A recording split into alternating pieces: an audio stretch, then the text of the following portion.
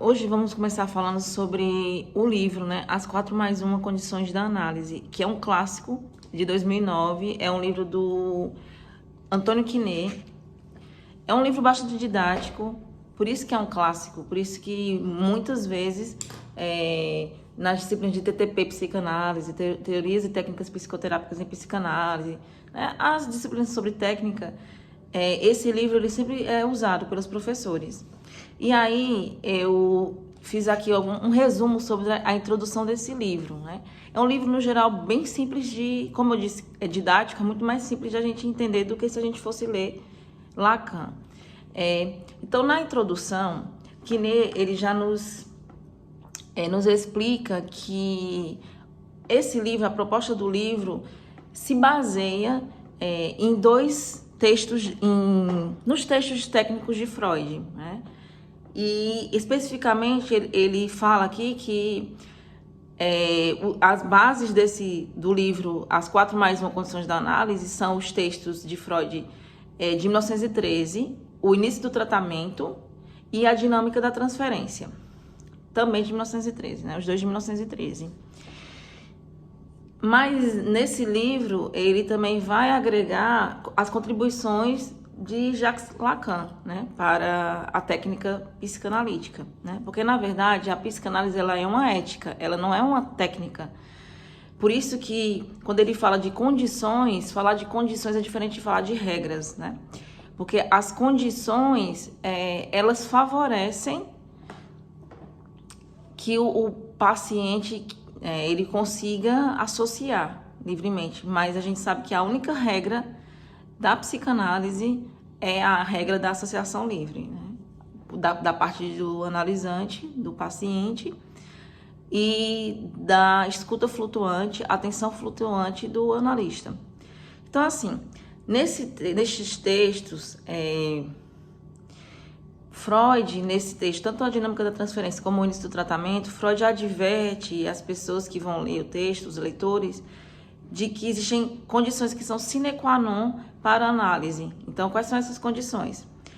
É justamente o tratamento de ensaio, né, que Lacan vai chamar de entrevistas preliminares, o uso do divã, a questão do tempo e a questão do dinheiro. A gente sabe também que as análises freudianas, né, e até o tratamento de ensaio, naquela época era todos os dias da semana, né? E só no final de semana que não havia análise. Então, quando Freud coloca que são 2 semanas, cerca de 2 a 3 semanas de tratamento de ensaio, é a gente pensando que naquela época essa escuta do inconsciente ela acontecia a semana inteira. E já atualmente a gente sabe que mudou um pouco, né? Embora a própria AIPA, né, que é a Associação Psicanalítica Internacional, ela preconize, né, sessões, pelo menos 3 sessões durante a semana, a gente sabe que na atual contextura, né, brasileira, é inviável esse tipo de tratamento, de condução, por causa da questão financeira, né? Por causa da questão do dinheiro mesmo, pecuniária. Então, vamos lá. Então, são condições, não são regras. A gente tem que lembrar disso. Então, como eu falei, a única regra é a associação livre, né? Que é a regra de ouro da psicanálise. E essa regra de associação livre, ele fala lá, ele nos lembra que foi desenvolvida por Freud a partir de 1889, quando uma paciente dele, a M. von N., não sei se é assim que pronuncia, ela pediu para Freud deixá-la falar. Ele ficava fazendo algumas perguntas e ela simplesmente pediu para ele parar de perguntar e deixar ela falar o que ela precisava falar. E ele, como um bom ouvinte, né, ele conseguiu escutar o que ela queria falar. Porque se fosse, de repente, ele era um neurologista, ele não era um psicanalista. A psicanálise foi ele quem fundou, né? Se ele ficasse naquela ideia de que ele era o médico, ele era o dono do saber, o dono da verdade, e que a paciente, que ela teria que ficar em silêncio, né? Para ele dizer, prescrever medicações ou prescrever tratamento para ela, né? Então, Desde o início, Freud foi humilde e deixou que o paciente falasse, né? Naquela época, as primeiras pacientes dele eram pacientes histéricas, né? Era essa problemática que estava mais em voga naquela época, né? Já hoje, se a gente fosse comparar, seria os transtornos ansiosos, né? Que a gente escuta muito. Na clínica tem muitos casos de transtorno ansioso. Mesmo que seja outro tipo de transtorno, a ansiedade sempre vem como uma comorbidade. Então, nessa época, aí Freud surge a história da cura pela palavra, né? Então, o paciente, ele deve dizer o que sabe. Na regra da associação livre, o paciente ele acredita que vai dizer o que sabe, mas com o tempo ele começa a dizer até o que ele não sabe. Por isso que a associação livre ela é um resquício do método hipnótico, né? E também do método catártico, que Freud usou no início também, tanto o hipnótico como o método catártico. Porque quando a gente associa livremente, quando a gente suspende o nosso juízo de valor, e aí o divã, depois a gente vai falar um pouco sobre o divã no capítulo sobre o divã especificamente, ele favorece justamente que a gente faça esse corte no face to face, né, no face a face, nesse registro do imaginário, e promove que o simbólico ele possa circular de uma forma mais fácil, digamos assim, que a gente possa acessar nosso inconsciente de forma mais fácil, se a gente não precisar olhar para a pessoa, para o analista. Então, assim, do lado do analista, a regra fundamental é a da atenção flutuante. E a ética do analista, né, que já é algo que quem traz é Lacan. Freud fala de uma ética, mas ele não fala especificamente da ética da psicanálise. Quem vai dizer isso, quem vai trazer isso a partir da leitura freudiana é Lacan. Então ele vai falar, Lacan, que a ética da análise é a ética do desejo, né? E o desejo, em última instância, é o desejo de analista, né? Então é quando o sujeito ele faz a travessia de sua fantasia. Claro que a gente pode até pensar, contestar, que não é possível a gente fazer essa travessia da fantasia completamente, né? Porém, existe um ponto ótimo, digamos assim, em que a gente, a partir da nossa análise, a gente já consegue fazer essa escolha, passar de analisante para analista, né? E o desejo do analista, ele não é um desejo impossível, não é um desejo insatisfeito, não é um desejo congelado, não é um desejo prevenido, é um desejo positivado. Mas a gente vai explicando isso depois. Então, ele faz uma crítica nessa introdução a essas regras impostas pela IPA, né? Então, Freud não fala de regras, ele fala de condições. Mas a IPA,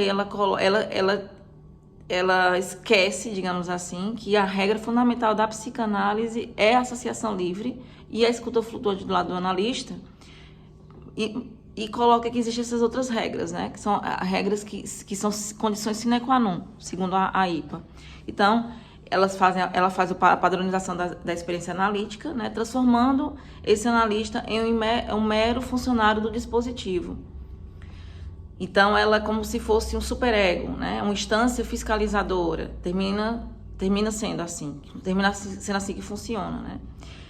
E, em contrapartida, ele sugere que, né, recolocar estas regras no terreno das condições, né? Ou seja, o dispositivo analítico ele deve estar submetido à experiência do inconsciente e ao 1 a 1 de cada caso, né? E até ao 1 a 1 de cada sessão. Então, mesmo numa análise de um analisante, uma sessão é diferente da outra, né? O inconsciente ele vai ser acessado de formas diferentes, né? Às vezes, numa sessão, não vai ter nenhum tipo de conseguir, a gente não vai conseguir pensar algum significante, né? Não vai ter nenhuma manifestação do inconsciente.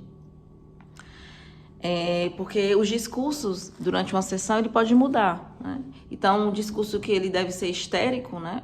Muitas vezes ele pode mudar, pode ser um discurso de mestria, o paciente pode tentar fazer isso, né? E aí o analista aqui tem que saber manejar bem. Então, Lacan propõe Por isso que Lacan foi expulso da IPA. Lacan foi expulso da IPA porque eles começaram a chamá-lo de herege, né? Então ele foi expulso por causa disso, porque ele fala que não existe esse tempo cronológico. Então você tem que ficar com o paciente por 60 minutos para que exista ali uma manifestação do inconsciente. Não é assim que funciona, né? Então a gente sabe que não é um tempo cronológico, é um tempo lógico. Então foi por causa desse tempo lógico que Lacan foi expulso da IPA, da Associação Psicanalítica Internacional, enquanto analista de data que ele era, né? E aí Lacan, aqui ele não fala sobre isso, mas Lacan vai fazer depois uma crítica sobre essa questão, o que é ser um analista de data, e ele vai contrapor essa história do analista de data à ignorância douta, né? Que é um pouquinho diferente, um pouquinho não, é muito diferente, né? Que é o que Lacan propõe para o analista.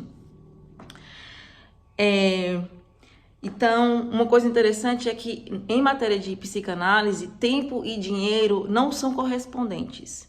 Não são.